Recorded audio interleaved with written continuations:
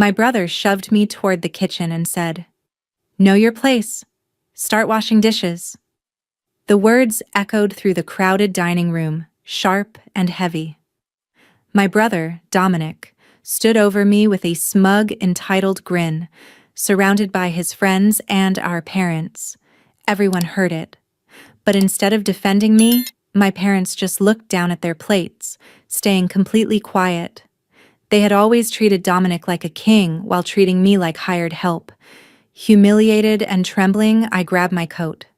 I was completely done with this toxic family and was about to leave forever, when my 80-year-old grandfather suddenly stood up from the head of the table. The room went dead silent. My mother's face completely drained of color as he slammed his cane down, looked directly at Dominic, and cold-bloodedly said, "Enough. Before you find out what happened next, comment below the city you're watching from." My name is Amber, and at 27 years old, I had finally come to a crushing realization about my family. You can look at someone your entire life, share their blood, and eat at their table, but still be completely invisible to them. That was my reality. As a software engineer, I had spent the last 5 years working 80-hour weeks, saving my money, and quietly building a successful career from scratch. Yet, to my parents, my achievements were nothing more than background noise. The real star of the family was my 30-year-old brother, Dominic. My traditional parents viewed Dominic as the ultimate legacy of the family name, treating him like an absolute king despite the fact that he was drowning in massive credit card debts and hadn't held a stable job in over 3 years. Tonight was no different. We were all gathered around the large mahogany dining table to celebrate Dominic's latest business venture, a sketchy tech startup that had already failed before it even launched.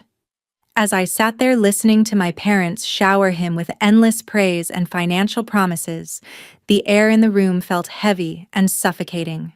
Dominic was basking in the attention, smirking at me from across the table like he always did. The atmospheric tension in the dining room shifted from suffocating to outright hostile when Dominic's arrogant friends arrived.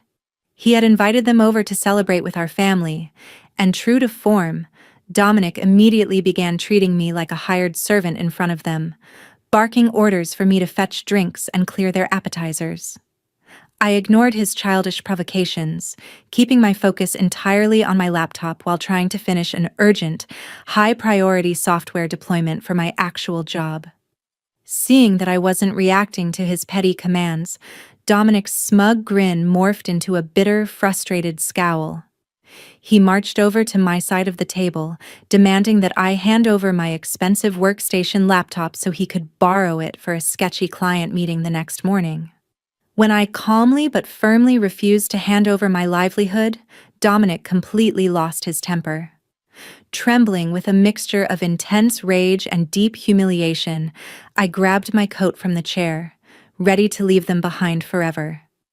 Just as my fingers wrapped around the cold brass of the front door handle, ready to walk away from this house forever, a sudden heavy sound stopped everyone in their tracks.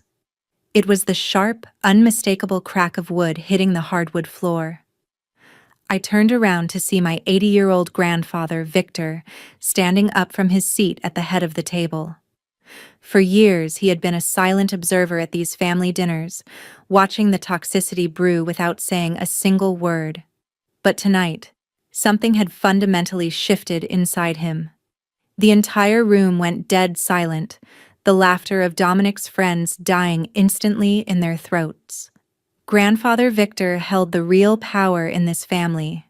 He was the sole owner of the multi-million-dollar logistics empire that my parents and Dominic had spent years desperately trying to secure an inheritance from. Victor gripped his cane tightly, his eyes blazing with a cold fury I had never seen before. Dominic, blinded by his own intense arrogance and assuming he was completely untouchable as the chosen golden child, actually scoffed out loud. He mockingly told Victor to sit back down and stop letting his old age get the best of him. But grandfather didn't back down. Instead, A terrifyingly calm smile spread across his face, and he looked at my brother like a predator cornering its prey. The tense silence in the room stretched to a breaking point as Grandfather Victor slowly reached into his heavy tweed coat. Dominic's friends shifted uncomfortably, their previous arrogance completely vanishing under Victor's freezing gaze. With deliberate, agonizing slowness, my grandfather pulled out a thick, manila legal folder and tossed it onto the center of the mahogany table, right into the middle of Dominic's dinner plate. "You think you are incredibly clever, Dominic," Grandfather Victor said, his voice cutting through the room like a razor blade. He leaned heavily on his cane, looking down at my brother with absolute disgust. "You think because your parents shield you from the world, your actions have no consequences. But I have been quietly tracking the family business accounts for the past 8 months." Victor commanded Dominic to open the folder. With trembling fingers, Dominic opened the latch, and a stack of printed bank statements and corporate audits spilled out onto the table. Grandfather didn't hold back.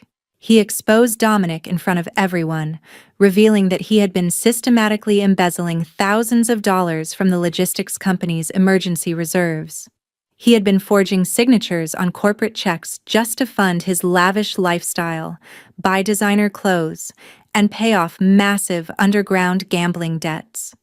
My mother gasped, covering her mouth as the color completely drained from her face, while my father stared at the stolen balances in absolute horror. The golden child's perfect, untouchable facade had just been violently stripped away. Dominic tried to open his mouth to form a lie, but no words came out. His throat had gone completely dry as he stared at the undeniable proof of his crimes scattered across the table. That was when Grandfather Victor delivered the true, devastating plot twist. He slowly reached back into his coat pocket and pulled out a fresh, crisply printed legal document, setting it directly on top of the embezzlement evidence. "I knew this day would come," Victor stated, his voice echoing with absolute authority. "Which is why 6 weeks ago, I sat down with my legal team and officially rewrote my entire estate plan. You see, Dominic, you and your parents have spent years celebrating an inheritance that no longer exists for you." Grandfather slid the document across the mahogany table until it tapped against Dominic's frozen hands. It was an official, legally binding corporate restructuring agreement, combined with an immediate eviction notice from the family estate. Victor explained that instead of inheriting the thriving logistics business, the luxury properties, or a single cent of the family fortune, Dominic was being handed a poison pill inheritance. Victor had legally restructured the company so that all the massive corporate debts Dominic had secretly generated through his embezzlement were now legally bound to him as personal liabilities. My parents instantly erupted into a panic, jumping out of their seats to loudly protest. My mother excelled at sobbing, begging Grandfather not to ruin her precious boy's life, while my father tried to claim it was just a family matter. But Victor slammed his cane down one final time, completely silencing them. He looked at them with cold disdain, stating they had enabled Dominic's parasitic behavior for decades, and now they would all watch him drown in the consequences. The frantic cries of my parents faded into a distant hum as Grandfather Victor turned his back on them entirely, shifting his gaze toward me. The cold, severe expression on his face instantly melted away, replaced by a look of profound warmth and respect that I had never once received from my own mother or father. He walked slowly across the silent dining room, stepping right past Dominic, who was still staring blankly at his ruinous eviction papers.